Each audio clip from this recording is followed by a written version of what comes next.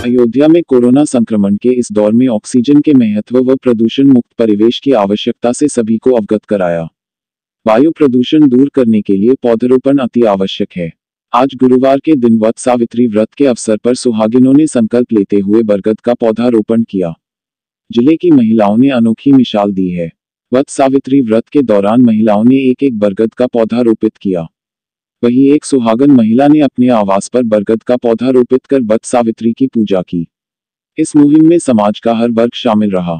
अयोध्या की रहने वाली सोशल वर्कर सोनम सिंह ममता रंजन ने बताया कि राष्ट्रीय बरगद के पेड़ का अपना अलग ही धार्मिक महत्व है।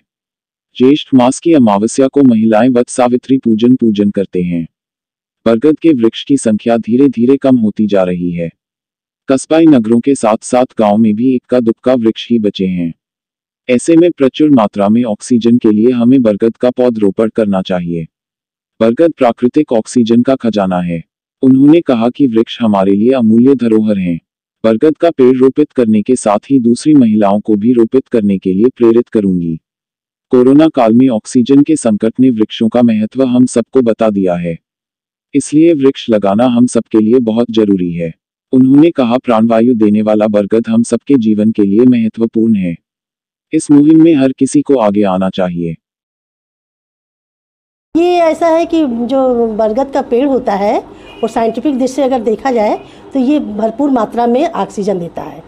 तो इसका पर्पज़ यही है। और धर्म के हिसाब से देखा जाए कि अपने औरतें जो है बहुत विशाल होता है और इसकी आयु ज़्यादा होती है। तो धर्म के दृष्टि से देखा जाए तो ये अपने और सुहागिन औरतें अपने पति के दीर्घायु के लिए भी इसका वो करती है, पूजा करती है।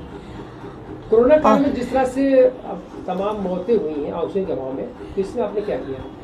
कोरोना काल में भैया ऐसा है कि जिस तरह की मतलब परिस्थितियां बन गई, जिस तरह मौतें हुई हैं उसको देखते हुए कि मतलब हमको तो ऐसा लगता है कि हर जिस तरह हमने एक पौधे का वो यहाँ पर अपने घर के अंदर लगाया, उसी तरीके से हम चाहते हैं कि जितनी भी औरतें हैं, जितनी भी महिलाएं, सभी लोगों को एक एक पौधा बरगद का अपने घर के अंदर कोरोना काल को देखते हुए अपने अपने घर में एक एक पौधे को लगाना चाहिए, जिससे उन्हें आने वाले समय में भरपूर मात्रा में ऑक्सीजन मिले। क्या नाम है आपका? ममता रंजन।